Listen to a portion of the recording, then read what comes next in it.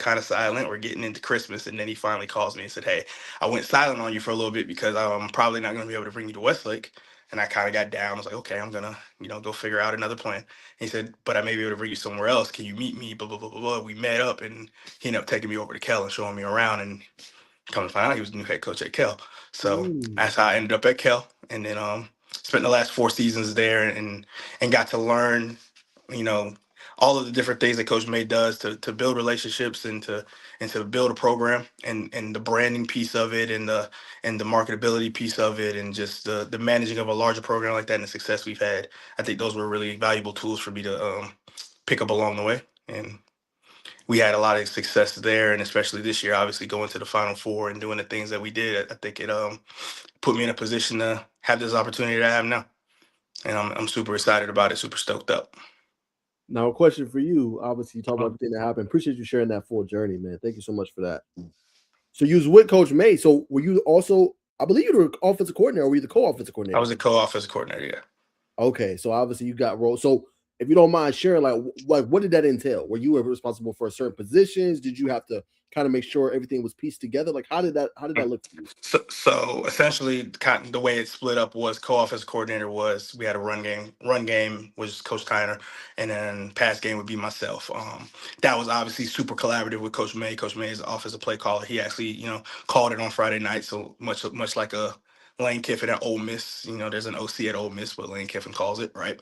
So same situation there, but just the game planning piece and the kind of looking at what defenses are giving us week to week, and creating a game plan, and being the coordinator of that, and making sure that scripts are done, and certain pieces are there, and kind of again, more of a collaborative effort, which is I think the best version of football you can have when it's one person locked in a room, and they're kind of like, hey, I got the offense, and I'm just gonna do my thing. I think that really limits itself. So I think that was the really cool thing at Kel, and I think you could see it a lot in what we did offensively. Like, no one could ever say, hey, Kel only throws the ball.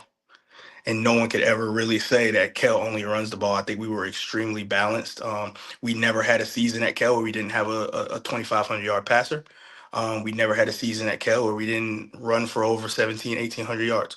So I think those things were due to that collaborative effort. But like, yeah, it's just all of us working together in that piece. And then obviously, like I said, talk about all the success you had. So what are one or two or a couple lessons you're going to take as you get this head coaching gig from Kale that you're going to kind of try to implement? Um, I think the biggest thing that I took from Coach May offensively is players in that place. Mm, Really mm. really figuring out what do kids do well, what can kids remember, because we can't play football for them. I can only give them the information that I have in the best way I can give it to them. So I got to make sure that they can understand it and receive it, and then execute it, and also make sure like it fits their skill set. So I think the biggest thing is, yeah, like not being married to a system per se, but being more so married to what are the ways that I get my kids the ball and put them in positions to be successful so that we have success. I think that's the big thing offensively, and then team wise, honestly, is I just think the marketing piece of it, and no pub is bad pub. Like, obviously there's some bad pub out there. You can do things that is negative marketing, but people have to know like what you have going on. And I think in today's day and age of Georgia high school athletics, like if people don't know that your program exists, if people doesn't don't see the good things that your kids are doing, then what are you really doing it for? Like, it's about the kids. So if the kids are getting that exposure and the kids are getting that spotlight and that stage, then you're doing it for the right reasons. We'll revisit Kale a little bit later. So I want to ask you that. Talk about the marketing piece being huge. So what do you plan to do, I guess, to get the kids out there? We know this is kind of your specialty. Nobody knows this, but Yeah. you are really good at marketing and Yeah. recruiting, getting college coaches there, getting media there. This is what you specialize in. But how do you plan to do that with Northgate? I Northgate's in a really good place, and I think that's the next step for Northgate. I think Coach Whitley did a lot of really good things to get that program where it is now in the 2 years he was there. Coach McDonald, who preceded Coach Whitley, he won 100 games. He's a really decorated head coach. I have to talk highly of him because he was my high school head coach. But um, I think the foundation and the bones are there, and now it's time for it to take that next step into kind of being that marketable media darling on TV. But I mean, if you really think about where Northgate is, right? Like people think Noonan is so far out there. Well, first of all, Northgate's the Do. most northern school in Noonan, right? So like I can spit from my field house, and if I spit hard enough, I probably am gonna hit Maurice Dixon in Creekside. Like it's that close. Like we're 14 minutes away. So the Mm, same light that people view Creekside, Langston Hughes, Northgate's not that far away. I mean, 85 South is it's a school that literally the interstate runs alongside our stadium. So it's not like it's some far off the beaten path school that you got to get off the interstate down in the country. You'll never find it. Like mhm, it's right off of an exit, right on the interstate. There are so many things about Northgate. The size of the school, the student population, the diversity that's there. I don't I don't see why we can't have that market and be that type of school on the south side. And that's the biggest thing is being a kid from the south side and then kind of transplanting myself north for most of my career. Like I've kind of built this career in Cobb and in Gwinnett and watched what happens in Coweta and what's happened in South Fulton and like, why can they not have that? And I think like again, Creekside's broken that barrier a lot. Langston Hughes has broken that barrier. Coach May did it at Westlake, broke that barrier. But like before those guys and before that happening, like South Fulton was a forgotten place. And I think Coweta is in that same realm. And if you think about the three schools that are there, Northgate, Noonan, and East Coweta, there's a lot of success that's been there. There's a lot of tradition that's been there. So why isn't that on that same stage? That's on us. That's on me. So like I can tell you right, like we started a new team Instagram page today. So make sure you follow that at NG Vikings FB. Make sure you follow that. We started a new team Instagram today. Revamped our Twitter a little bit. Try to get that going. Um, just trying to make sure the right things are in place so that kind of as we take this step in the spring and the wee balls of the world and the next trends of the world are hitting me up, that we have the infrastructure in place to have those events and have those media shoots and kind of start the ball rolling on that. All right, so Coach, I want to have a broader discussion. I think you brought up a great point that I want to talk about. The South Side, right? Like you said, so Mhm. many people go to the North. We know this players going up North, coaches. We see it all the time. But like you said, Creekside was obviously foundational in that. Langston Hughes. You talked about what you want to do. Why do you think so many coaches don't want to come back to the South Side and pretty much make it how what Creekside and Langston has been able to do, winning state championships for the first time and in a history and things like that? So why do you think we don't see more of it? And why do you want to be kind of one of those coaches like the Maurice Dixons, like the formerly Coach Boone, and bring that championship to Northgate? I mean, again, the foundation is there. Like Noonan's been super successful, and again, I gotta pub it a little bit. It's my alma mater, even though like that's the other school now. But like it the foundational pieces are there. I think is again, it's just that next step of somebody pushing the envelope and saying, "Hey, we're gonna be this too. We're gonna take social media serious. We're gonna take exposure serious. We're gonna take these things serious." Now, don't get me wrong. You got to work hard and you got to win games. Like I don't ever want to be like. I'm proud of what I've done in my career, and I understand that the social media and the marketing and all of that is a piece of it and it's part of it. But at the end of the day, like we want to be the hardest working, toughest, most connected football team in Georgia. I told the kids that on day one in our first team meeting. Like we're going to outwork people because we have to. We're going to be tougher than people, and that's a contact sport. That's something that you have to be shown and you have to be taught. I'm not going to just roll over in the morning and hope that the Northgate Vikings are tougher today. Like I have to do something as a coach to give you those opportunities to practice toughness, to be in those situations so that you are tougher. And then we're going to be the most connected football team in Georgia. So it means we're going to love each other. And I think those things matter just as much as anything that we're talking about right now. But when you combine those things, that's when you get a recipe for really successful things. And again, like I joked with all the college coaches, like those guys go to Creekside, go to Langston Hughes, and then they turn around and go to the airport. And there's another school about 13 minutes further south, US 29. If you just take another 30 minutes of your day, there's some really talented players there. So that again, that's my job to make sure that that's happening. For sure. All right, Coach. So I want to ask you from this standpoint. I feel like this is never asked, but what do you need, Coach, in order to be successful? You think at this stop at Northgate High School? I feel like coaches are never asked that. It's always, what are you going to do? What's your plan? I'm asking you as a head coach for your first time. What do you need to be successful? Do you need the community behind you, the students bought in? Like, what do you need to take this program where you want it to go? Ah, Najee, why are you asking the hard questions tonight? All right, so it's there. That part is there. I want to be able to surround myself and surround the boys with elite men, and I think that's the biggest piece. A lot of guys who get put in this chair they lose sight of is, I work so hard to get in this chair, so I put pressure on myself to have all the answers. I don't have all the answers, not even close. So I have to make sure that the people around me, I told the administrator in my interview, like, I never ever ever want to be the smartest person in the room. If I am the Mm. smartest person in a room on our staff, we have a serious problem. So like that is priority number one for me, and I think that is priority number one for our administration because they understand. I want to surround myself with elite coaches, elite men, elite fathers and husbands, because those are the people who are going to be around our kids. And those are the people that are going to be around our student body, not just our football players. They're going to be around everybody that is associated with being a Northgate Viking. And that is the foundational piece. That's that cornerstone. That's that concrete cinder block. Like, we can't really do anything if that doesn't happen first. There's nothing else that we can talk about on this podcast tonight that matters if there's not elite men in that room. So that's what I need. Like, the community is there. The community, they love Valhalla. They love being Northgate Vikings. Um, it's an incredible cluster. Our elementary schools are second to none. Two of the elementary schools are top 35 elementary schools in the state of Georgia. Um, the middle schools that feed into Northgate are awesome. Blake Bass won a Coweta County championship 2 years ago. Those are the same kids that everybody kind of knows now at Northgate. That's Ledger Clements. That's Woody Scatini. That's Trey Gill. Those kids want, like, the talent's there. The talent's been there. I won't get too deep into it, but there are kids that used to be Northgate Vikings that are really successful other places too.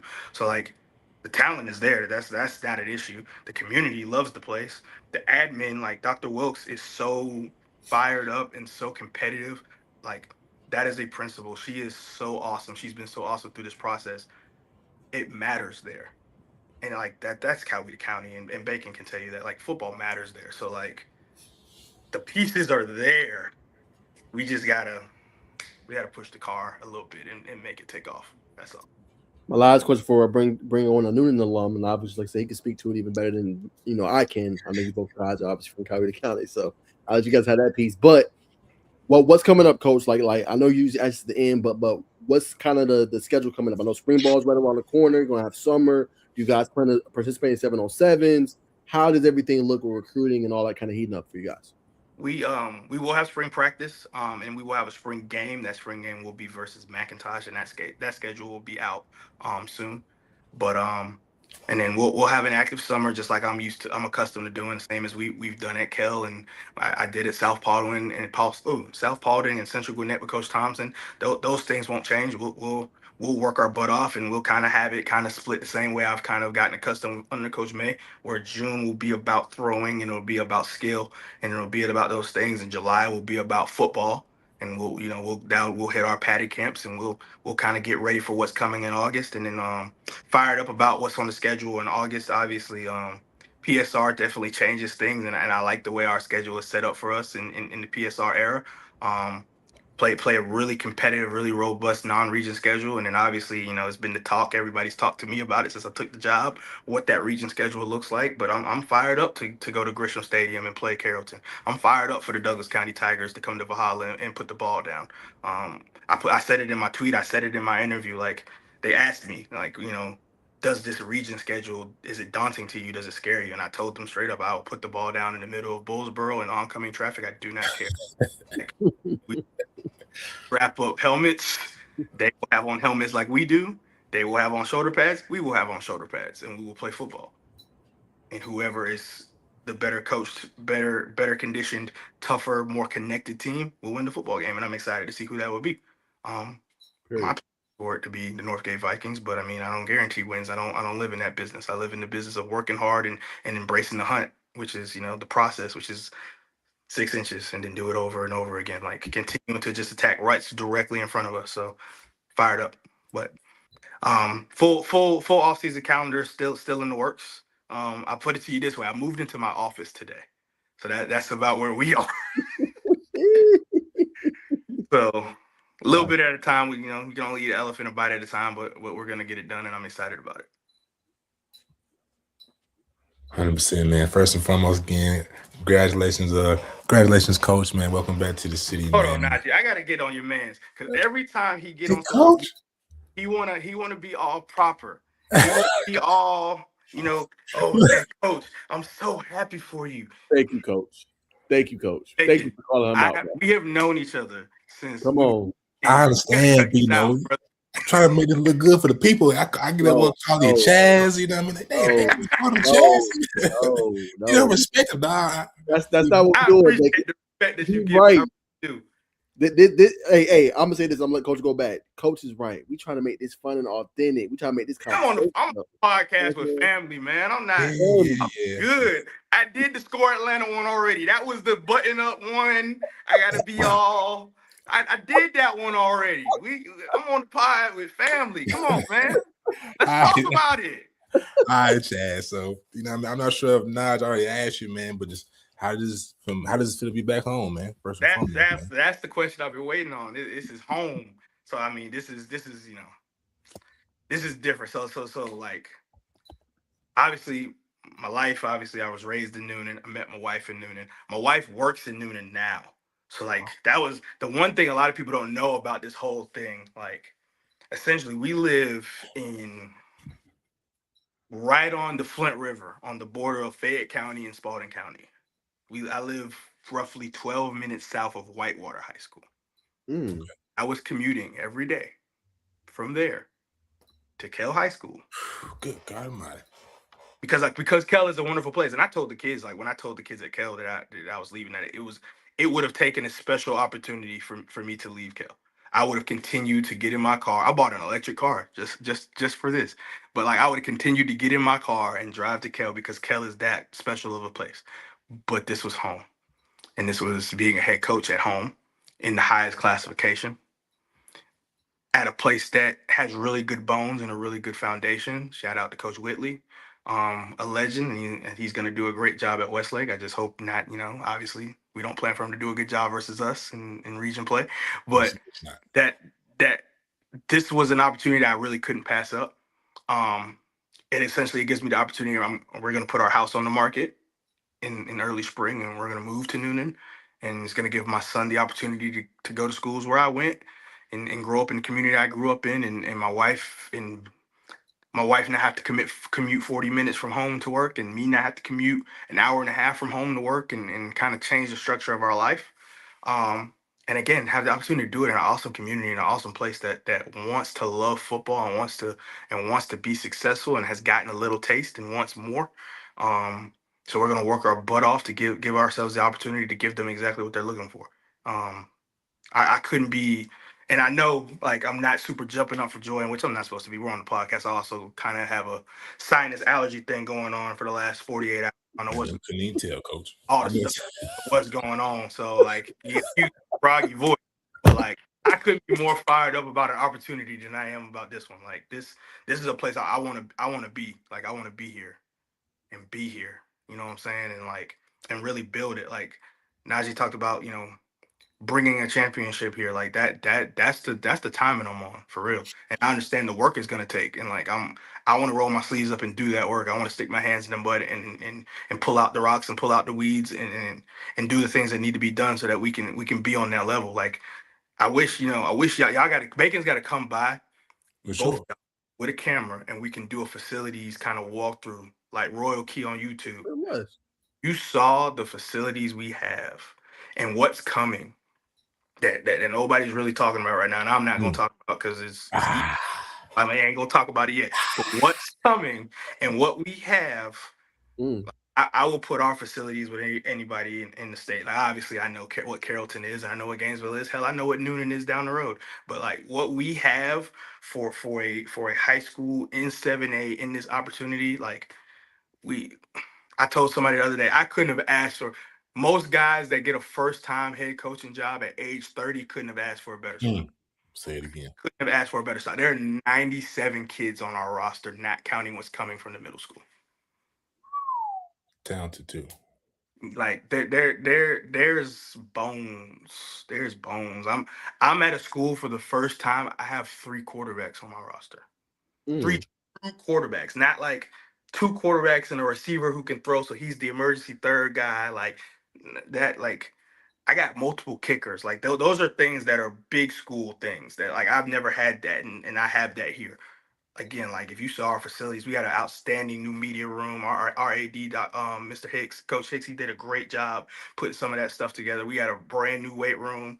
Um, we have 3 locker rooms. We got so many things. Like again, our what we have an opportunity to do here. Like I keep stuttering because there's not really words to describe like how grateful and how blessed I am to be in the position I'm in, and how much I know what this opportunity is, and my work is going to show how grateful I am to be in the seat I'm in.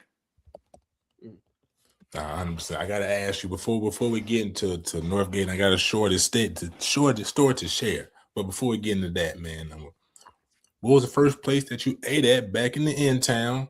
And second, when you were back in high school, when you graduated college and you knew you were going to come back to New England one day and potentially coach, did you think that you would be across the way at Northgate? All right. So question one, first place I went back to eat. I actually went this morning, and it was the first time I ate in the city. Really, like sat down and ate in the city. I went to Golden's. So I went to Golden's. Okay. So that was, and listen, it'll hit every time. Again, Najee got that look. We gotta bring him down to the 47 so he can see what we talking about. Because he Man, really don't know. give me a little We're taste gonna of take him to Golden's. Goldens. We're gonna walk around and we're gonna come back for lunch. For a late lunch, we're gonna take him to Redneck Gourmet. He gotta hit both of those in one day. And then You're the fourth person that said that. Fourth person from New England that said that. we're gonna bring you down and let you know some. And then going back in time, did I think nah. Don't say it like that. I'm gonna be honest. Yeah. As a 11th, 12th grader, I'm like, yeah, one day I'm gonna coach football. Well, one, I thought I was gonna be a college coach in high school, and that was kind of the route I wanted to go. And then I kind of learned the game and just like the guys who coach that high level, I make money that level of college football. They usually played that level of college football. God didn't give me them genetics, so God blessed me. But I played small college football, so I got the opportunity to coach small college football. Therefore, I made small college football money. Um, and making small college football money for a year wasn't really fun. Like I was sleeping on floors and eating ramen and sneaking food out of the calf and getting players to bring me to go plates. It was a rough life. So I was, I could easily go make $50,000 right now if I go to high school. So that was kind of how that transition. But I would say, I mean, I to be honest with you, I don't know if the vision really at first was that I was going to be a Coweta County guy. I just to be honest with you, because I knew what the landscape of high school football was. I think my big was to be a Gwinnett guy because that was, what everybody said, that was the mecca and that was the SEC of high school football. Like you wanted to be a Gwinnett guy. And then I've been a Gwinnett guy. And, yeah, I was at Central Gwinnett, but I was a Gwinnett guy. And there were some things in Gwinnett that just were Gwinnett things. And Gwinnett is a different beast. If you ever, and people will tell you, like, you gotta be wired a little different to be a long tenured Gwinnett guy, Gwinnett head coach, just because of what challenges come with being in Gwinnett. And then as I grew, I kind of was like, well, don't know if I want to do that. So I ended up being a Cobb guy, and Cobb was actually really, really awesome. And like I said, it was going to take a special opportunity for me to leave Kel, and trust me, that last week at Kel, kind of knowing, the conversations were intensifying at Northgate. The rumors were starting to spread a little bit too that I was involved in it, and the kids were finding out, and I was kind of having to hold them off because nothing had been finalized or official. Then when it did get official, it was like, dang, I gotta go tell them. And that day when I had to go tell them, that was a rough morning. Again, it was just, obviously you leave a group of kids that you've invested so much in, it's hard. Um, but I knew what Kel was, and I know what Kel is, and I know that they're gonna have a lot of success there in the future. But this is a challenge that I had to dive headfirst and go do it. So super fired up. Who was it for? Did you cry? Did you shed any tears?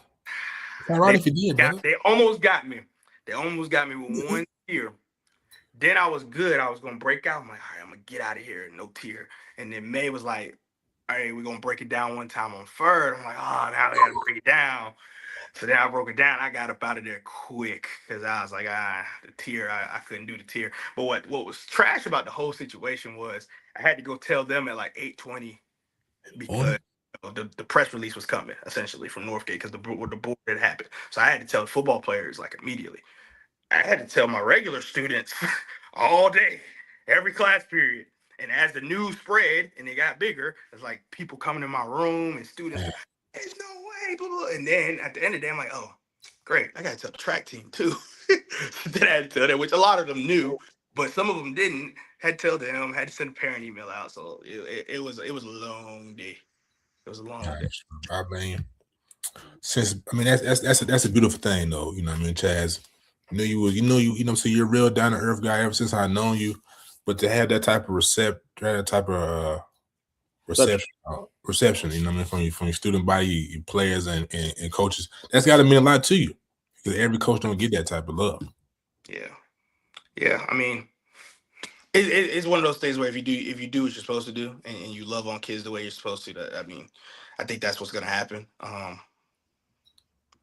Yeah, Kel is a special place, and those are special kids that I was really proud to be a part of what we did there and kind of turning that thing and making it kind of what it is now, and I'm super excited to see him keep going and see how the new pieces gel and all of that. So I'm definitely be watching from afar and cheering them on along the way.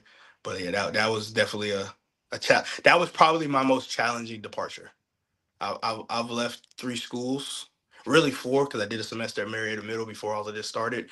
But I've left 3 schools, and that was definitely the most difficult leaving. Like just when we thought down there Hoover was getting fun, so we're gonna see Chaz in them every year, man. You kick rocks on us, man. It's all right. We'll be down there in Birmingham chilling, eating stogies. Eating hot dogs in the hot sun. But the story I had to share, man.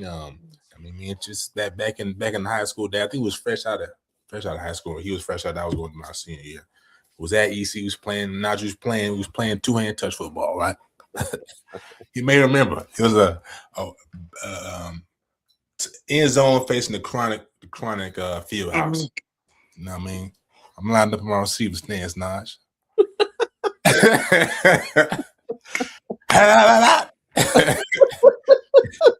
That's quick feet. I was like, you know what I mean? Now Chaz was on my hip. I give him his credit. You know what I'm saying? Chaz got some solid feet, but he acknowledged my feet now. And I think that needs to be not just known, known locally, but known on this podcast. Listen, hold on. Before I'm gonna let him gas this up. First of all, let's tell the world what you remember now. I play running back, so I don't guard people for a living. But running back got quick feet. We out here doing backyard football and gardening, man. He got good. He did have good feet. I give him that. Did you catch the ball, sir? I don't remember. I know you did. No, you didn't. No, you didn't. But it's all right, brother. It's all right. I'm gonna let you have that moment for sure. You hold on to that. Hey. 10 years. But he been holding on to that in my back pocket for over 10 years. Hey, that just lets you know. That, you know what I mean? That's when I knew. I said, man, Chaz coach at Central Gwinnett.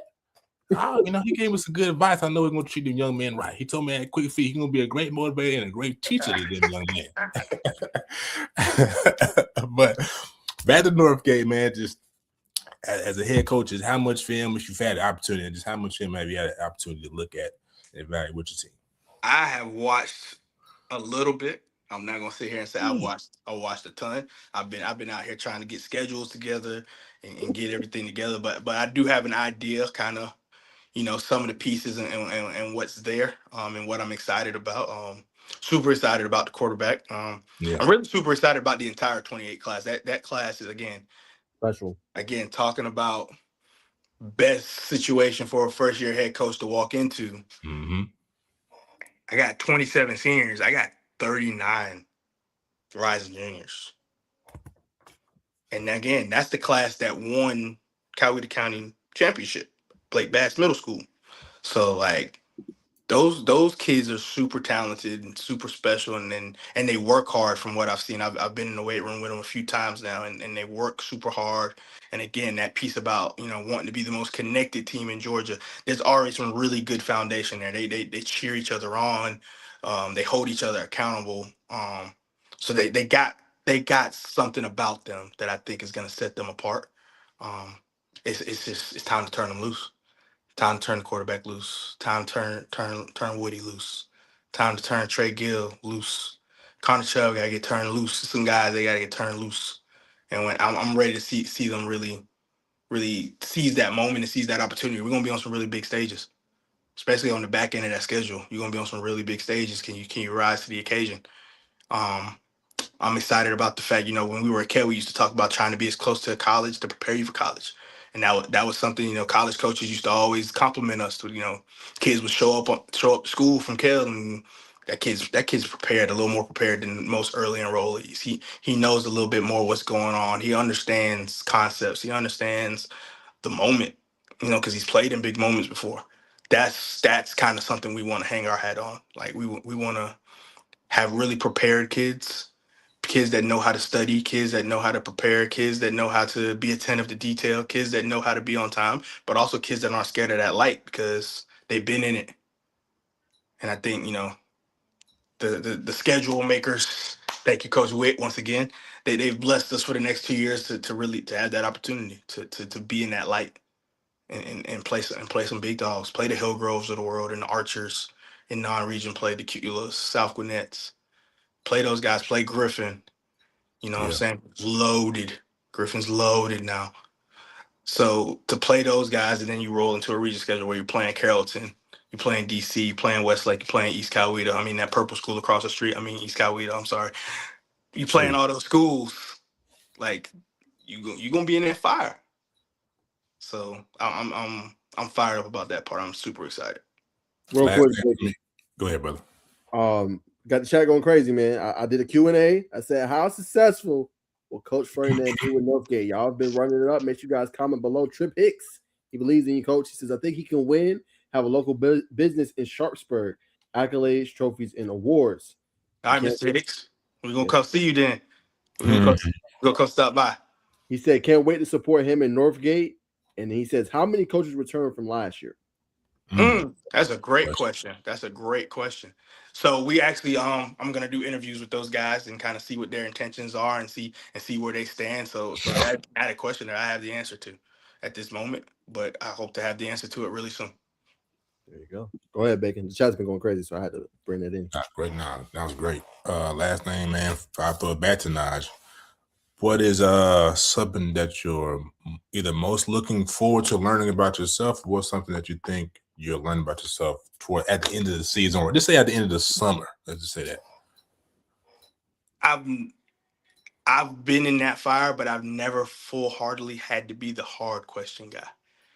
I've always been the guy that I will answer your question, but if you got a hard question, I never wanted to give an answer that wasn't what the head coach wanted answered. So what did Mm. I do?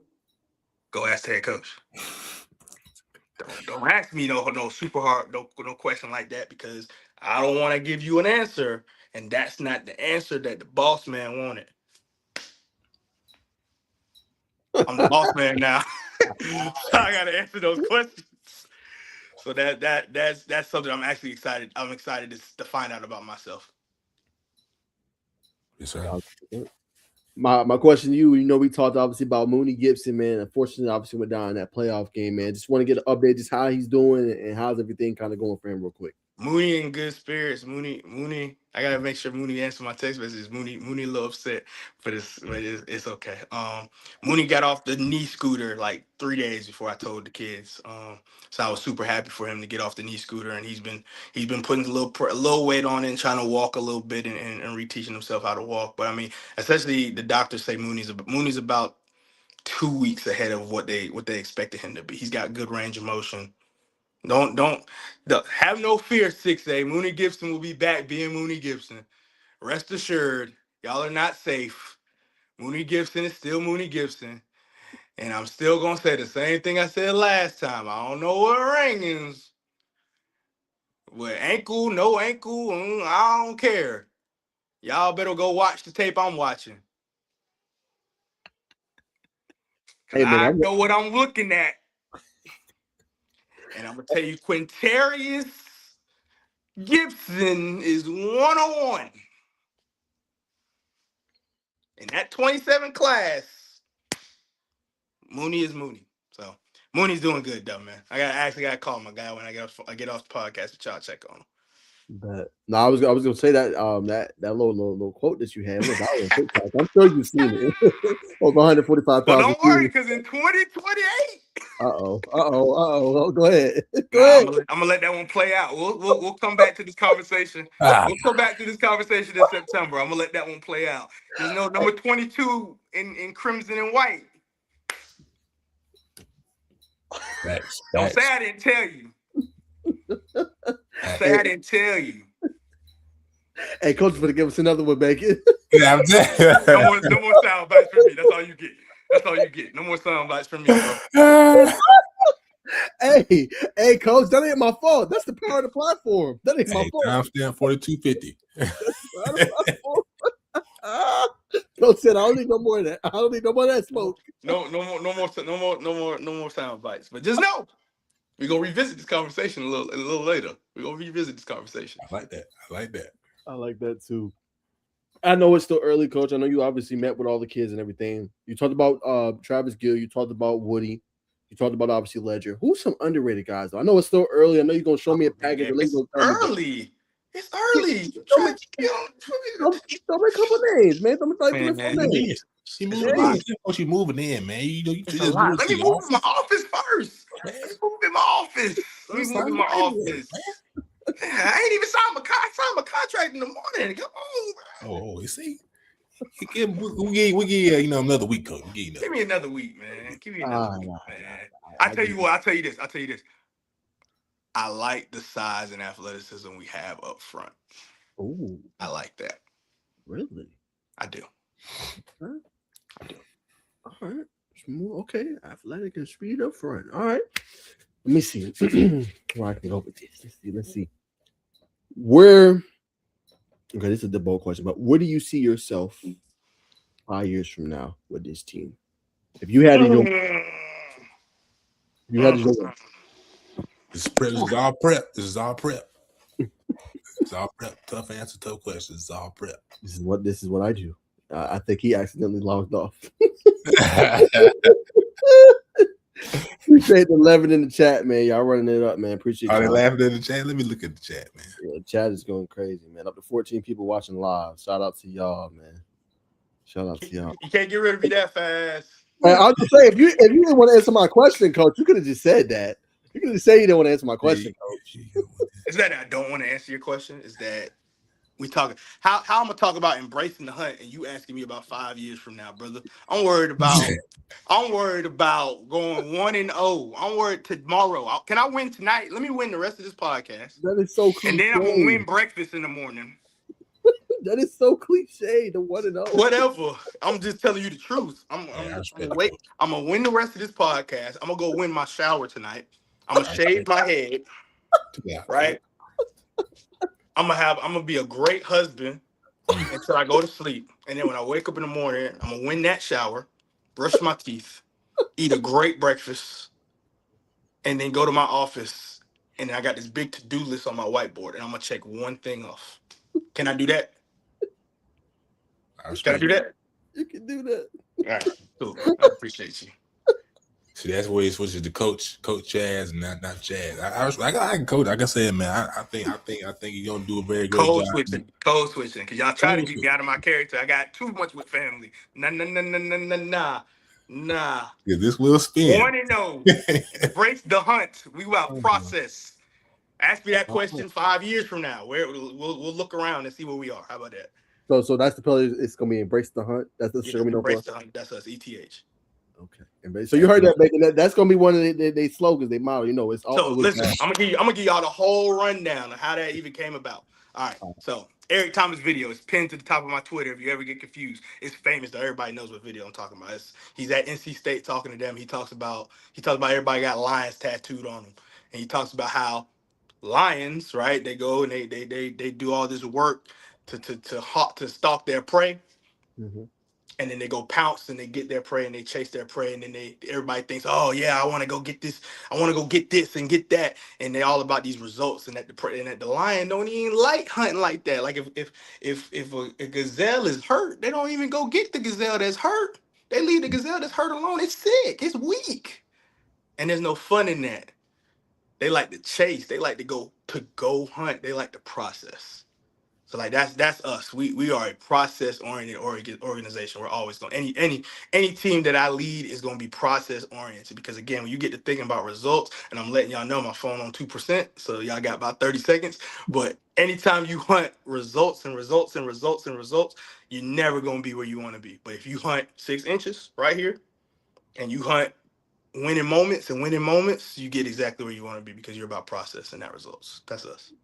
That's really been me all my life. So that part's not changing. Well Boy, said. I'll let you ask the last place phone now. Yeah, I'm telling you, 2%. Come on. Nah, I'm not having anything. I mean, I just say this, Coach. I mean, I've been knowing Chaz for a while, and I mean, I got to kind of meet Coach Chaz, Ferdinand, and Kale. I'm just interested to see what type of Coach Ferdinand I'm going to interact and meet at Northgate. But as you know, brother, it's a family thing, man. Any way we can help, man, support you, brother. You know we know we're here. We got your back, man. And I'm just ready, just ready, excited to see the journey, brother. You know, but we got your back, bro. Hey, man, I appreciate y'all. Y'all are like family. Y'all are welcome anytime, man. Like I said, bro, we'll set it up. Bring your camera. We'll do a facilities tour. I'll walk y'all through everything. We'll put it on YouTube, blast it out, so y'all can see what I'm really talking about. Like, it's some special stuff going on at Valhalla, man. We're excited. Let us know a date. Yes, sir. All right, we'll do, man. Appreciate you, boss. Yes, sir. Enjoy your night, Chaz. Yeah, I'm gonna go win my night. Yes, sir. 1-0. We're gonna win tonight. All right, family. That is Chaz Ferdinand, man. Class of 2014, I believe. 2014 in the high school, man. Back home in Noonan, man. I was hoping he was gonna say Waffle House Cracker Barrel. I mean, you know, if you listen, brother, if you ain't, and some people like, man, Cracker Barrel, man, listen, Cracker Barrel in Noonan is a little different. It's cut above. It's cut above, man. Cut above. So I will say that. Cut above.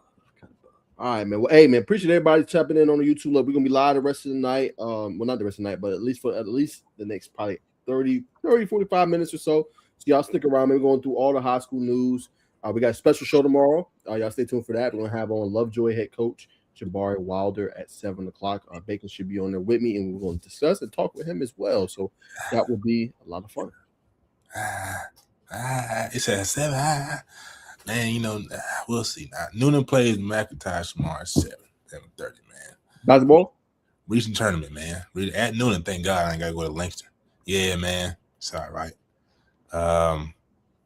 We'll see him. We'll see him again. We'll see him again, man. We'll see him again. But I hate we got to miss that one, man, because he came highly recommended. He did. Shout to Coach at Griffin, man. But yeah, ladies and gentlemen, if this is your first time watching the Just As a News podcast, we get ready to really get into it, really crunch it, and you get ready to get that second win, that full experience of Just As a News podcast. The interviews and the exclusives are just one part, but this is where you understand, you know what I'm saying, the minds of Naj and Bacon. So the floor is yours, brother. This is your show. Period. All right, man. So this is the first news to talk about seeing in the high school realm for everybody that's tuning in, man. Again, make sure you like, comment, subscribe, man, and run up the chat. All right, so big news here. Morrow has hired head coach Jarrett Laws as their new head coach. He's coming over from Central Macon, Bacon. They begin their search for their 13th head coach after 56 season history. As a result, unfortunately for him, in 3 seasons, 1-29 record. As the team was told, obviously this all season, he said you share moments with kids where you know the darkest secrets that they're going on at the house. He said you make sure that they've had food on their table and rise to school. It becomes deeper. I'm grateful to her for giving me the opportunity to share those emotions with them, because at the end of the day, they're kids, Law said. They needed this. Those tears needed to be shared. And again, you can check out that story on makingmelody.com as they part ways with Jarrett Laws, who now will be at Morrow, coming down to the south side. Yeah, I mean the record is not good. What I'm looking at right now, Coach Raw, that's Coach Raw from Brookwood. You know, what I mean, call him OG. That's what I look for when is how your constituents, your counterparts talking about you. So he has some support. Morrow's gonna be a tough school. You know what I mean? Tough school, but we're gonna wish Coach Laws the best at Morrow's tough school, man. You know what I mean? But if there's any man that could possibly get it done, it's definitely Coach Laws. Yeah, I'll say to add on to that point, they definitely have talent there at Morrow, right? We've seen Christian Speakman kind of blow up, and he ended up going to Georgia Tech. So they have some talent there that he can kind of have at his disposal. I know Central Macon was a little bit different. You're kind of in the middle of Macon, not too much there, so that's a little bit tougher. But at least he will have an upgrade, I would say, in talent wise, both sides of the ball that he can kind of get the most out of. So at least he will have that. I think it's like you said, making coaching them to the right level and being able to obviously have that transition onto the field. Well said, man. Yeah. We'll conclude with that, family. All right, let's keep it pushing. All right, this is a big one here, Bacon. A guy we know pretty well. He's hired as the co-offensive coordinator for the Kell Longhorns. Obviously that was a role for Coach Ferdinand, who we just talked to. But obviously another person we know very well. He's obviously had an internship with the New York Jets. Yeah. Coach South Parton for quite a while. Didn't necessarily have the success maybe he wanted to there, but very good talent-wise. When you look at obviously South Parton with Joakim Gouda, you look at the offensive line. They always had talent, obviously, around that team. But now he goes to be a co-offensive coordinator. We know Bobby May calls the plays, obviously, as Coach Ferdinand talked about in the interview we just had with him. But I think it's a great move for him. Obviously, I think he wants to be a head coach, but this situation where he can kind of recalibrate, kind of focus, and then, like I said, next year in the hiring cycle, he could be very easily up for another gig or another job. Potentially, but why not go under Coach Bobby May for a year or however long he goes and be able to get that experience and continue to add to the resume? No, absolutely. I mean, every time I met Coach Allen, very cool, calm, collected, charismatic. Obviously, is done an internship with the New York Jets, so he's got some knowledge, got some connections. So I think to go from a head coach to a co-OC at Kell, as you just heard what Coach Ferdinand alluded to about his experience there, how he grew. It's got to be, once Coach Allen leaves or departs, whatever his journey looks like, it's got to be that springboard that takes him to another level. Because I feel like he's a good leader, young man, very charismatic. So just maybe some fine tuning things, and I think Kell's is a good place to iron out your wrinkles. I think it is too, and like I said, I think we've seen the opportunities that Kell has afforded coaches. Like I said, we just talked about Coach Ferdinand. We talked about some of the coaches under, obviously, Coach Bobby May, and I think it's a great opportunity for him to just kind of almost that reset and kind of recalibrate, and like I said, be able to learn and continue to add to his bag. I think it's a great move for them. Can't wait to see how the offense looks. We'll still have Coach Dwyer on staff as the running backs coach, so I think they'll still be pretty good. They always have talent at Kell, so I think it's a pretty good move for him. I agree. Another coach I'm interested to see how he grows, or not grows, but how he molds into his new home. 100%. And then obviously, Baker, we just had him on, but I didn't get a chance to get your reaction to this, so I wanted to. But Coach Ferdinand, what was your reaction when you heard this news, him making the big move? I did not see this one coming for sure. Like I said, I thought he'd be at Kell for quite a long while, but obviously head coaching opportunity open for him. But what was your reaction, your thoughts as soon as you seen this news, kind of early in the week? Oh, yeah, man. Just to be transparent, man, knowing a little more about the inside workings of Northgate, how kind of operates for sources, I was shocked. I didn't even know, I was like, man, are they gonna hire within? You got Coach Ogletree in the building, who has head coaching experience at Greenville. And I didn't even know Chaz was trying to move. So, but if I didn't know he was trying to move, I'm like, bingo. If I'd have known, bingo. It's that simple. But once I was delightfully surprised. I will say that, man. Like I talked about earlier, man. Same high school, same hallways, man. For him to come back home at Northgate, that program, like he said, it's trending in the right direction. It's got a lot of talent. Got a real good shot has a real good shot at being successful. And what better person, man? So delightfully surprised. Not what did I say? Delightfully whatever I said, delightfully surprising, man. But yeah, I was ecstatic to see this. Nice. Okay. All right, man. All right. I want to get your your thoughts on that. See what you had thought, man. I think it's a great move for them, for sure. Like I said, a boatload of talent. It'd be very interesting team to watch. And like I said, Bacon, the good thing for you is it ain't that far of a drive. So Yeah, man. I can't disappoint him, man. He said, man, Bacon, I'm on the north side. I know I was up there when they played. Who they played in Corky Kill that year? Was it North Atlanta? Yeah, might have been. Yep. North Atlanta was the last time. We saw him this summer in Birmingham, but that was the first and only organized game that I've seen him coach in. But let me ask you this, man. What's your thoughts of just Coach Ferdinand as a coach? You know, I mean, you've seen him more in close contact during the games, at practice, behind the scenes. Just what do you think about him? I think he's always one that's just locked in, wants the best for his players. One thing he talked about before you came on, he said, players, not plays. You know what I'm saying? That's kind of one of his key points. Just like when you designing things on the offensive side of the ball, I probably should have asked him if he'd be calling plays next year. But one big point he said was, you know, I want to make sure that I get the most out of my players, and I'm making sure I'm the support system for them and can be there for them, you know, as compared to just, all about, you know, sets, the win and all that. He's like, that's going to come.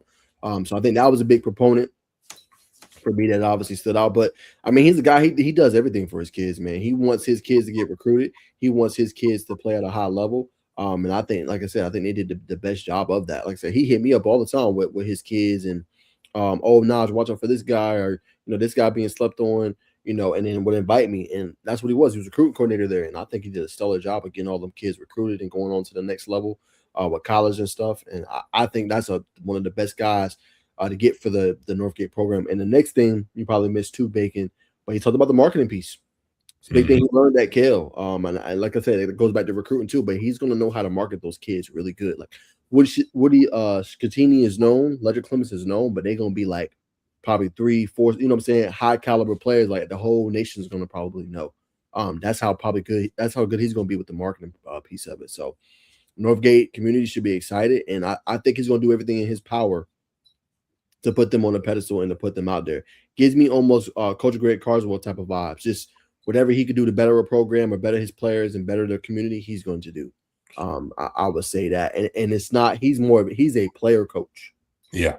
You talk to Mooney, you talk to any of those guys he's coached, they love him. He's a player coach. And that's what you want coming into your community.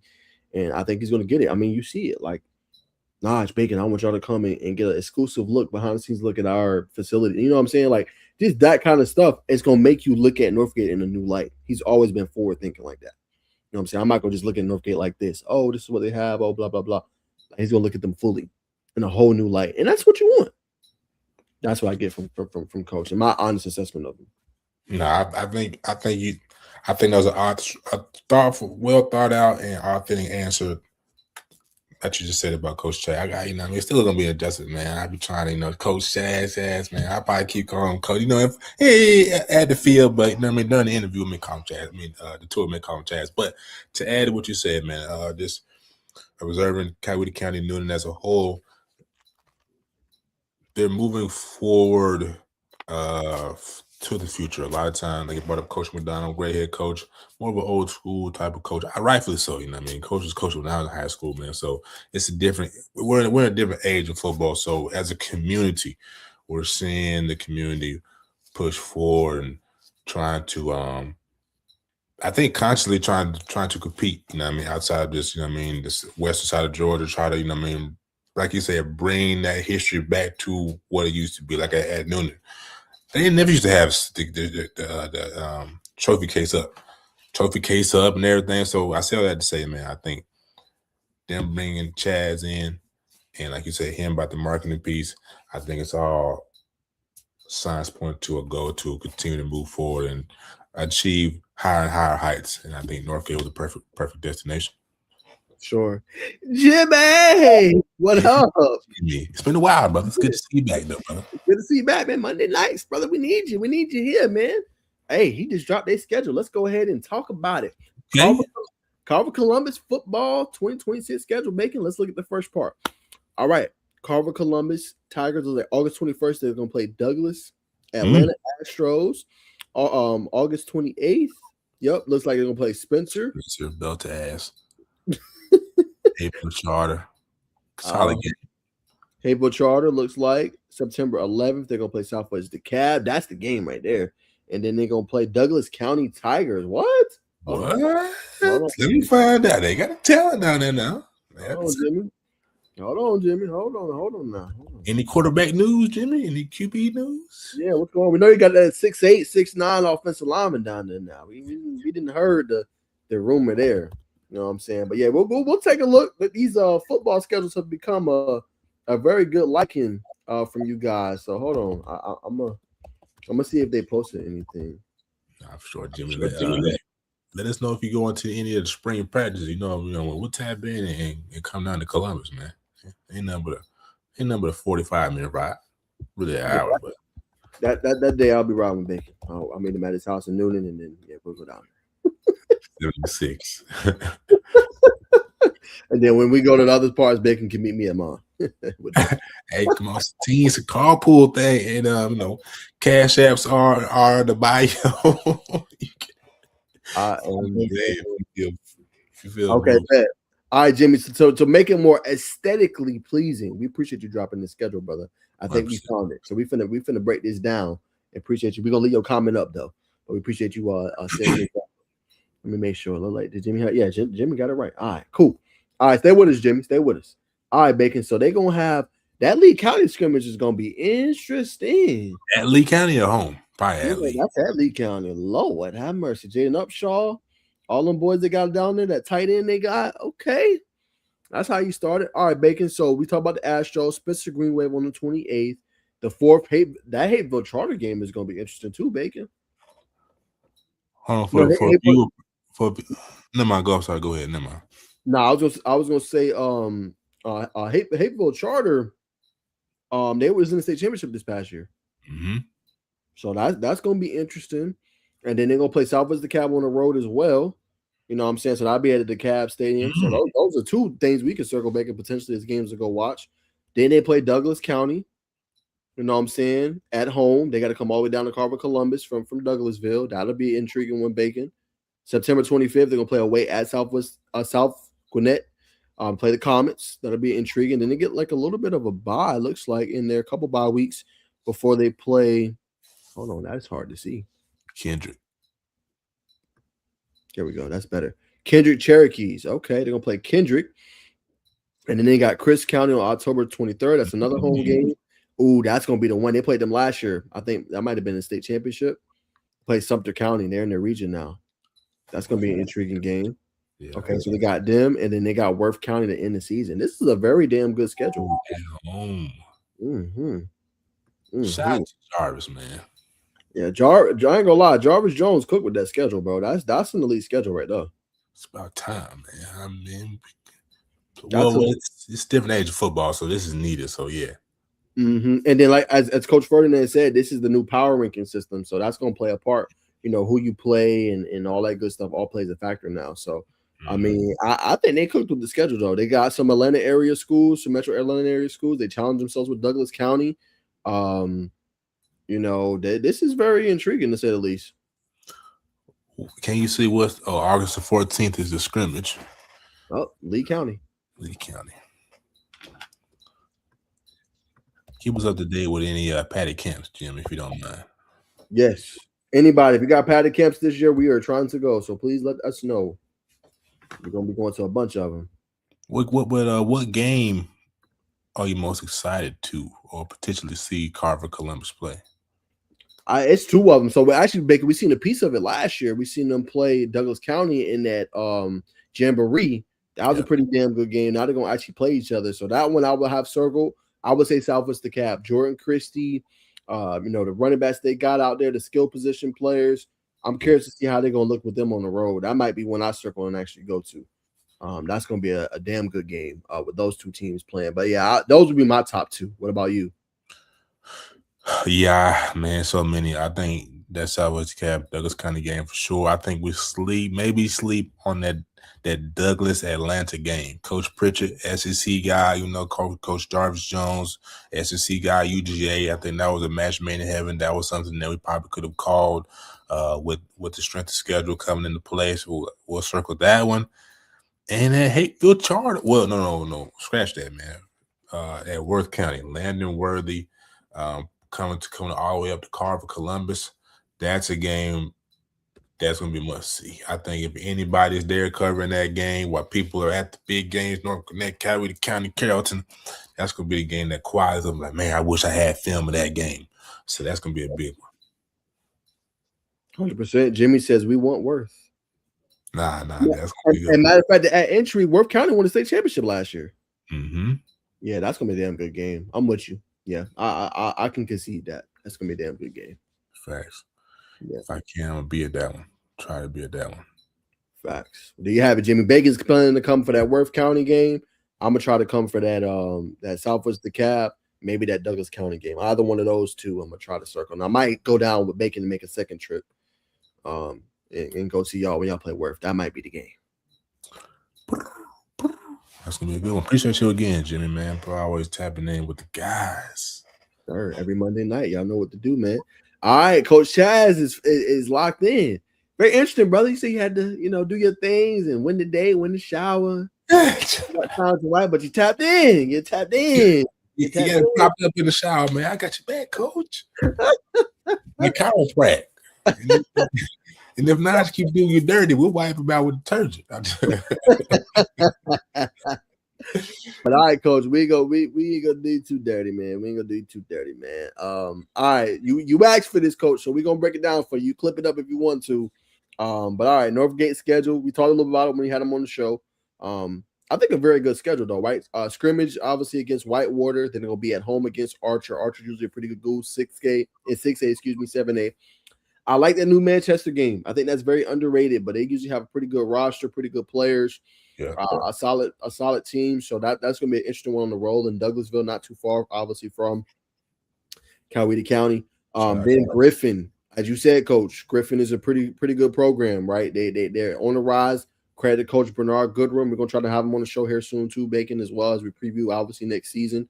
But that will be a team that's ascending and getting a lot better. And we heard from Coach Omar last time out, Bacon, when he came on the show Thursday about just the program and what he was able to instill and everything like that. So that'll be a good one. Hillgrove, obviously, really good team. The past few seasons, they've been competitive. They've been playing at a high level. So that one at home will be one you obviously circle. That's going to be a pretty good game against, obviously, the Hawks. Then they're going to play up against Decula on the road, obviously going on to the north side in Gwinnett and playing against them. So another pretty, obviously, good game. And then South Gwinnett at home. Obviously, CJ Peoples and obviously everything they got going with South Gwinnett and Coach Lamar. That would be another intriguing game at home, coming obviously down to Northgate. But then they don't get it easy. And what I love is that Coach ain't running from no smoke, but they don't get it easy. Back-to-back Carrollton on the road and then Douglas County at home. That's not an easy schedule, to say the least. Not an easy schedule at all. First two region games of those two will be tough. And it look like they don't get a lot of region games. You know what I'm saying? Westlake, home, which is good, and then at East Coweta. Last year, Bacon, if I'm not wrong, no, that was East Coweta Noonan. That was a shootout game, obviously, with those two. But not an easy region schedule, to say the least. The good thing is, 2 of the 3 is obviously, at home, but definitely not an easy region schedule for them and only 4 games. So I would say at minimum, if they want to go to playoffs, probably have to go 500. We know it's a power ranking system, but they got to at least go 2-2, I think, at a minimum to do that. And that's easier said than done. Yeah, 100%. Definitely easier said than done. But though I will say, I think the front end prepares them for the back end. Whitewater scrimmage, getting the guys that commit to the game of football. Archer, Gwinnett School, that's gonna test your fundamentals right there. Manchester's gonna give you a little bit of both. Got some athletes, but Griffin is the almighty tester. That's where you got athletes, good coaching, Coach Gortel. Actually, let me back up. Shout out to Coach Man, just had a birthday the other day at New Manchester. But back to Griffin, Coach Gortel from Santa Creek is now at Griffin. But Griffin is very fully loaded. Hillgrove had success last year, should continue. So that full stretch, that Archer all the way to Hillgrove, that's going to be a great gauntlet. but I think Northgate has the talent. Kyle Rutherford is a name that people should know at Northgate is going to be a very good problem. Going to be a problem outside linebacker, depending on what coach puts him the nickel DB. But that's a good schedule, and I feel like the front is going to prepare them for the back end. So we can't really call out what the record's going to be. Only we got to see spring, summer, but very good schedule by Coach Witt. You have it. We'll leave it there, y'all. All right. So shout out to Coach. Coach texted me too. So he wanted us to really go over the schedule. So we got you, Coach, man. But really good schedule. Like you said in the interview, like you guys really prepared yourself for that back end of that schedule. Playing obviously Carrollton, Douglas County, Westlake, East Coweta won't be easy, but I think you guys are preparing yourself early on in the season. And like I said, I know we don't do it in football. But again, some of them early quad 1 wins or whatever, however you want to call it, them early strength of schedule wins that can help you guys moving forward will be out. So yeah, I like the schedule. I think you guys did a good job, man, and can't wait to see you. Me and Bacon will definitely be in the building at a couple games. I'm sure he'll be at a couple games for Noonan. We'll see how Bacon's schedule is. I'm hoping Bacon don't do a full season of Noonan because I want him to catch action on this motion. When it comes to football, for sure. Hopefully he'll be a little bit expendable, a little bendable. Yeah, for sure. Jimmy said, "My man, 20 grand." 20 grand. Appreciate you always tuning in, Jimmy, man. But Bacon, I think that's gonna do it for. Oh no. We got one more. Woo. Okay, so look, we're not gonna reveal, Bacon, what was said in the group chat. We're not gonna reveal that. So I don't know if you've been peeping the group chat, but they had a lot to say about this schedule. We're not gonna reveal that. We'll keep our thoughts and comments to ourselves. But I do want to get your thoughts. I know you've seen it. I do want to get your thoughts on this schedule. All right. So Bacon, let's talk a little bit about it. Let's start with this the first 2 days, and then we'll go to Friday. Okay. So Lanier South Gwinnett, that's gonna be at Mercedes-Benz, obviously open on Wednesday. That'll be a Saturday day for them. But then you play North Gwinnett Grayson. I think they cooked with the Wednesday night game. I think you cooked with that. When you talk about North Gwinnett Grayson, like if you ever had to come through the GFL, I played, little league at Norcross. Those were always the best teams. Always. You know what I'm saying? So to see those two teams play, Eric Godfrey on one side, Elon Rahman, I'm gonna talk to him obviously on Thursday for my recruiting show. Grayson, Coach Greg Carswell, all elite talent they got in 2027 class. TK Cunningham, Riley Drew, London Goggins, right? Deuce Smith, the quarterback, the running back room, offensive line. Houston Moore. Yeah, they're loaded. So to me, they cope with the nightcap. That's how you do it. North Gwinnett Grayson, that's what we want to see. I'll serve comment on the other game. Then have Mercedes-Benz again, Bacon, the next night. Cambridge, Brookwood. Now, I got to go see Cambridge. I don't know how good Cambridge is going to be this year, right? You're losing a lot, right? You're not going to have Connor Langford anymore. You're not going to have, obviously, Craig Dandridge anymore. You're not going to have the running back. They're going to be replacing a lot of talent. I don't know how good Cambridge was going to be. Brookwood, I know what I'm getting. Julian Elzey, right? They're going to replace some of that secondary. I know they're going to have Braden Tyson for his final year as a senior. And obviously, they'll have a new quarterback at the helm as well. How good will Brookwood be this upcoming year? Have to talk to Coach Raw, see some of their players and who they're going to have. I'm not sure. Walton Roswell is very interesting, though. Okay? Yes, I kind of like that as a nightcap. Walton's a team that overachieved last year under head coach Daniel Bruner. They did. They overachieved in the biggest way you can think of. They come back. You got Christian Peacock, Jordan Peacock, Aiden Opore is coming off that torn ACL injury. You should be able to run the ball. Different looking team next year as compared to obviously this year that overachieved in a major way. Roswell, they got obviously the transfer from Walton, Pearson DeGala, who should probably be their starting quarterback. We'll see what happens. A lot of people are talking about it's going to be Matthew Schletty, who comes over from Alpharetta. We will see what happens, obviously, with that moving forward for the Roswell Hornets. But Bacon, a very talented Roswell team, right? You got Nick Daniels, you got Sean Smith. I talked to DeGala about all the pieces they got. Roswell's loaded. So I think that's a pretty good nightcap game as well. You know what I'm saying? Walton and Roswell is going to be very intriguing for both teams. Both teams have a lot of talent on both sides of the ball. That should be a pretty damn good game. No, yeah, that's going to be. to this point, I'm gonna give it you gotta give it an A. To this point, you gotta give it an A. Interesting. Our group chat thought different, but I mean, North Gwinnett, Grayson, Walton, Roswell, that's prime time. I'd agree. I mean, I think they could have did better with the early matchups, but Yeah. I think the nightcaps are pretty damn good. So I would give that a solid, probably B+ to A-.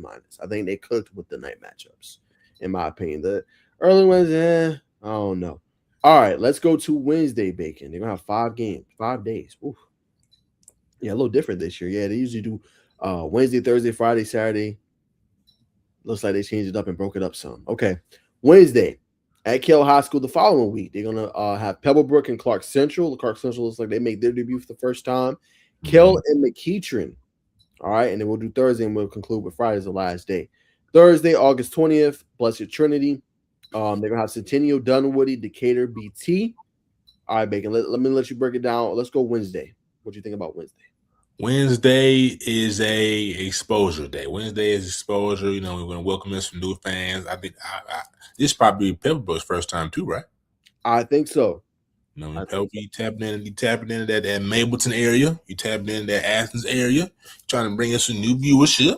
You know what I mean? I understand. Kell McEachern, it's gonna be a good game. It's gonna be so a little early in the day. Gotta get some new viewers, guys. At night, we got to build the top off, and we got to hope that not one of those games crap out. But that Kell McEachern game could be a crap out game. Could be a crap out game. Okay. And what you think about Thursday? Thursday, same thing, but just double. 2 scoops of new viewership. You know what I mean? Centennial. You know what I mean? I actually hear I don't know. I've heard that they have a good football team. I went to see their basketball team 2 years ago now. We're just started 2026. Dunwoody haven't been good in a while. Decatur, Blessed Trinity. We know what BT is. Decatur hadn't been good in a while. But you get to see the Jacobs twins. So that's nice. So, it went from a solid A to a borderline C+. You're being nice. Ooh. I'm gonna say the best game out of those 2 days is definitely Kell McEachern. That's gonna deliver ticket sales, to me. McEachern has 5-star. They're calling them Caleb Downs 2.0, Bacon. This is what's been said. Everybody's been saying it about obviously Casey Barner. All right. McEachern has a loaded team. They got Ja'Cory Shockley. They got guys all over the damn field, right? They just haven't gotten to the level that we want to see them in the postseason. McEachern's gonna be damn good again next year. All right. Kell, I know they're moving up. Kell's going to be a pretty good team next year, too. I know Mooney Gibson's coming off the injury. They're going to have guys like Barman Jr. Kell's going to be another team. And I think they did good this year. Everybody comes for Kell. Oh, well, they don't do nothing in the playoffs. They made the Final Four. They did pretty damn good. That's going to be your game. You know what I'm saying? I guarantee you the ratings, people tuned in, like that's going to be the game to watch, this Kell McEachern. 1,000%. The Pebblebrook, Clark Central, like you said, new faces, bring in. Let's see how you do. Cool. Centennial, Dunwoody. I've heard some good things about Centennial and what they're brewing and doing. Again, like how you said, Bacon, we got to see what happens. Dunwoody's a little bit of a rebuild. They lost their head coach, RIP. I think he ended up passing Mike Nash, I believe, if I'm not mistaken. I know they brought in a new head coach. He's trying to figure some things out. It takes obviously a little bit of time. We'll see what happens, obviously, there. But he's going to be obviously the coach. But like I said, rebuild. Decatur, BT, we know BT is going to be good, right? We know they got DJ Jacobs, Dawson Jacobs, pretty good roster. How do they replace some of those pieces, though? The Monte Pitts, the Brooks Goodman. How do they replace some of those pieces is my biggest question. Offensively, not defensively, offensively. Interesting to say at least. Decatur was good a few years ago, right? They had Caleb Lanier, several other really good pieces. Is Decatur a good football team? I don't know. So, yeah, I'm with you. It goes from like a B+, A-, probably to around a C. I thought you said that was being nice. You said C+. Fair enough. C-. But the best game is Kell McEachern, but that one's kind of overgoing with the other ones. Like that one brings the other ones up. All right. Let's hear Friday. All right. Let's hear Friday. All right, I'll start to throw it to you. I like Friday. I think Friday has a lot of potential. Very underrated day, but very good. You had Georgia State, Center Park Stadium. I think they was trying to do Georgia Tech. That obviously looks like that fell through. But Georgia State's not a bad bet at Center Park. Still give them that big atmosphere. And I think the good thing is you got 2 days where you're hitting big stadiums, Mercedes-Benz and now Center Park Stadium. So I think they cooked with that part. Hebron Christian, we know a team, won another state championship. Always have a good team. We know their coach stepped down. So Kenny Dallas no longer there. He wants to serve as a full-time pastor. So a new, obviously, head coach coming into there. But for Hebron, you're in a tough spot because it's pretty much the third straight year you've had to replace a coach, head coach. Jonathan Guest ended up leaving. He goes to private school in another state. So who's going to be your new head coach? I don't know if they've hired that person yet. Still got to look and find out. But that's going to be interesting to say the least. But Carver, Atlanta, will they be as good? Coach Darren Miles obviously won a lot of awards last year. We know how good Terrence Favors was. They made it deep in the postseason. Can they kind of recreate some of that success? We'll find out. But that is a very good game to start. Now, the next one, Parkview Coffee, slept-on game. You got, obviously, North Georgia versus Middle Georgia. Probably the team that won a state championship a few years ago. Are they still like the same caliber of a team? I don't know. I will have to do research and look more into coffee and what kind of players they have. Maybe take a trip during the spring. Not too sure. But Parkview, you know what I'm saying, team that has obviously a really good head coach in there, Adam Clack. We know what he did for Milton, bringing them to new prominence.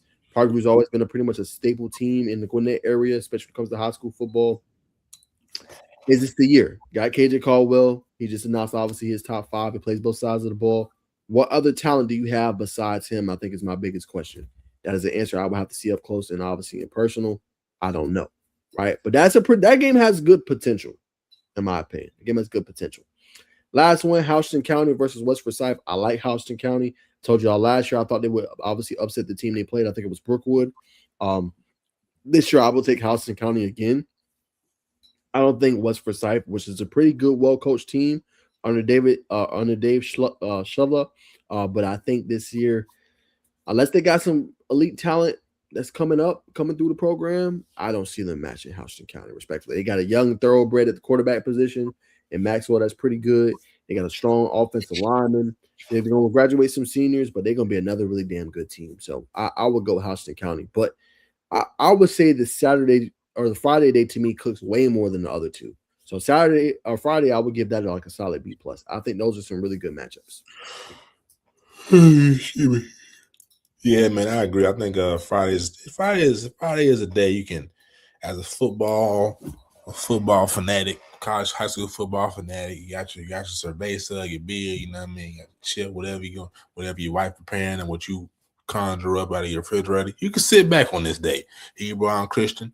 Carver Atlanta could potentially be a blowout, which will keep that above, but it'll be interesting to see. You know, Hebron Christian has played at least last year. I'm not sure what they did under the other coach, but they played an exciting brand of football. You excelled at.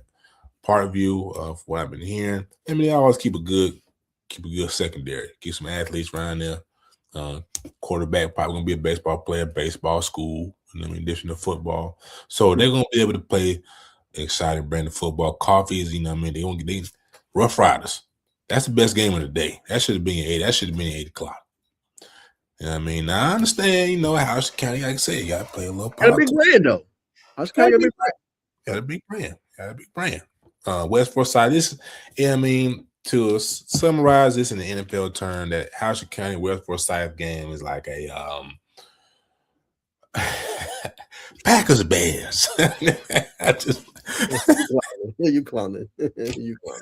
Friday's a solid day. I think overall, I mean, you got to give it a B.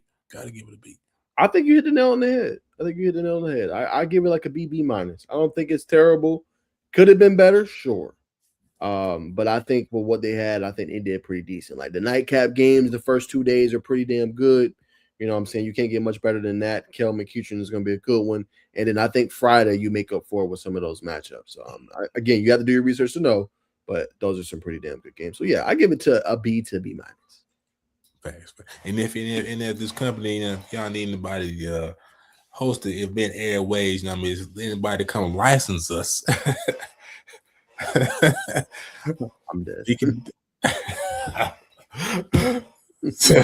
We'll segue. Quick.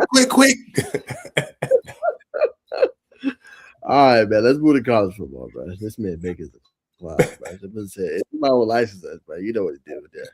I'm dead. Hey, man, you know, I usually have some coins on my desk. You got to throw that quarter out there. Yes, their quotas. All right, man. Let's go to college football, man, real quick. So the MAC conference is formally voted and added FCS Sacramento State into the league as a football-only member starting in 2026. The cost of interest is expected to be $18 million. And the deal is expected to be announced in the upcoming days. So obviously we know it is official. This is via Pete Thamel. This happened obviously right here. Let me get their conference because they've already announced it today. Here it is right here. Y'all can see that. Welcome to the MAC. Sac State, obviously for the year July 1st, 2026 for a 5-year term. What is your thoughts, Bacon? We've seen this not the only team. We also seen them going to the MAC. We've seen North Dakota State, who's a staple. They ended up going to the Pac-12, I believe it is. I'm more excited about that move than this one, honestly. Yeah, man, North Dakota State is dead. They're winners. Mountain West, I'm sorry. Mountain West, not Pac-12. Mountain West, my bad. Mountain West. North Dakota State. Then I would say I'm more excited about this one. But Mountain West is a good conference, but Pac-12 is that. I'd be like, okay. But Sacramento Sac State, for people who know. Sac State they've been making waves for different reasons really since 2015, 2016. You had content creators coming through, and it's always had that buzz. And then you see Shaquille O'Neal come in, put his money where his mouth is, as he does so well. So they're trying to the brass and the collective at Sacramento State are trying to move this program into something that's respectable, other than just big name hot transfer guys chasing the bag. They're really trying to make this a respectable program, and you got to tip your cap to them. Buffalo, Central Michigan, EKU. I say, hey, I like this. Is a good move for them. Yeah, I think it's a good move, man. You're looking at obviously the MAC conference. They're going to be in there with a lot of really good teams. Toledo is obviously one that stands out to me. But I think it's a great move, man. What I'm saying? You're trying to be a part of the new change, and I love that these teams are obviously trying to move up. Obviously you can see the conference: Eastern Michigan, Kent State, Central Michigan, Buffalo, Bowling Green, Akron. Obviously talked about Toledo, Western Michigan. Ohio Bobcats, Miami of Ohio, UMass. So several really good teams in my opinion, man. It's just, I'm excited to see these teams move up. And hopefully they'll be able to get that entry to the college football playoff next year if it's there. But why not continue to try to elevate your brand and your team by trying to join these conferences? We've seen it last year with the conference realignment, or a few years ago with the conference realignment, SMU going to obviously ACC. We've seen them brought in both California schools. So you love to see just the difference in obviously schools coming up and obviously trying to be better. And I think it's a good recruiting piece. Same for North Dakota State. Obviously it's middle of nowhere, but you've been a team that's continued to compete at a high level. Why not go and try to challenge yourself to play with the best of the best? Facts. I agree, brother. I agree. All right, man. So a couple more before we get up out of here. Bacon, I had to get your thoughts on this, brother. All the Georgia Tech fans, if y'all tapped in and y'all watching. I already did a video on this, man, but we're going to let Bacon be the first to react. Thursday night, September 3rd, opening night for the Georgia Tech Yellow Jackets will be exclusively Bacon on ESPN, and they will play the Colorado Buffaloes, a return for Julian Lewis back home. Reaction thoughts? This is big time. This is big time, man. I hope you go down there, brother, and network your behind off, man. It's a big opportunity. I mean, it's gonna be a spectacle. This is gonna be Georgia Tech Oscars, the Georgia Tech Grammys, all in one. It's gonna be so much action, moving and shaking going on at Bobby Dodd Stadium. And so get there early because parking is limited, and get your tickets because it will sell quick. But in all seriousness, this is gonna be a good game. When you look at what Coach Key is building, this is a perfect someone who understands marketing, media. We all knew this was going to happen. You go to Colorado next year, the same thing was going to happen next year at Bobby Dodd, man. It's just going to be a big game. If I had to make a prediction, I'm gonna go with the Jackets. Last year I went with the Buffs. I got clipped. I'm gonna roll with the Jackets. Hoping to get clipped. I'm good, man. I am good. We'll definitely break down this matchup more as the season gets nearer, man. But yeah, I'm gonna say it's a great marketing play to me. Last year they played on a Friday night exclusively on ESPN, drew in a lot of viewers. I don't know if you know this, Bacon, but Georgia Tech was number 2 in viewership this past year, just behind the national championship runner-up Miami Hurricanes. So it's a team that's drawing the national eye, and why not have that exclusive night to open your season where everybody can see you? I think it's great for them. And then they play on Thursday. They get a little bit of a break. They won't play again until the 12th when they play, obviously, going up against Tennessee. I think that both in their favor, at least 9 days of rest after this game, which is, to my opinion, very smart. But yeah, I think getting that exclusive window, playing in prime time, showcasing the world on that one night, what you can do and being on ESPN, I don't think it gets no better than that. The debut of potentially Alberto Mendoza. We'll see if they obviously have a QB competition. Get to see Justice Haynes in action on that Thursday night. I think it's a great move for Georgia Tech and everything they want to do and build this year. Facts. And everybody that's in noon in the extra 47, man, get your tickets, man. Go see Rodney, man. You know what I mean? Brother may not get in the game, but it's freshman. Go support the brother, man. Juju in the go-go. But you get away with words, but I like that, the go-go offense. Go. Put it on a t-shirt, man. I'm dead. Juju in the go-go offense. But there y'all have it, man. We're excited, though. It should be a good game. I did a video on this, so y'all go check out my full reaction there. But should be a lot of fun to see Georgia Tech on that day. All right, Bacon, we got another couple ones I want you to look at before we wrap up the show. Mm-hmm. All right, we'll look at this drill real quick. We're going to mute it. No.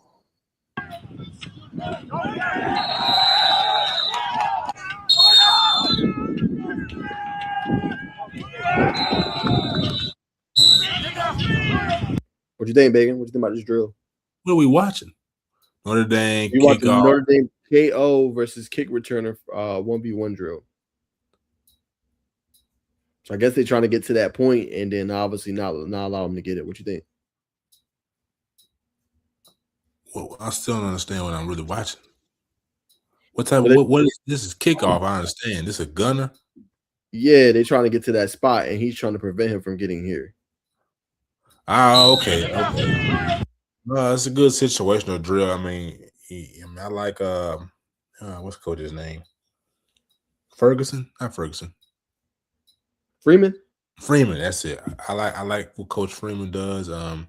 To me, this is a high level. This is a high level drill. This is a new drill. It's high level. This is a drill they do all the time.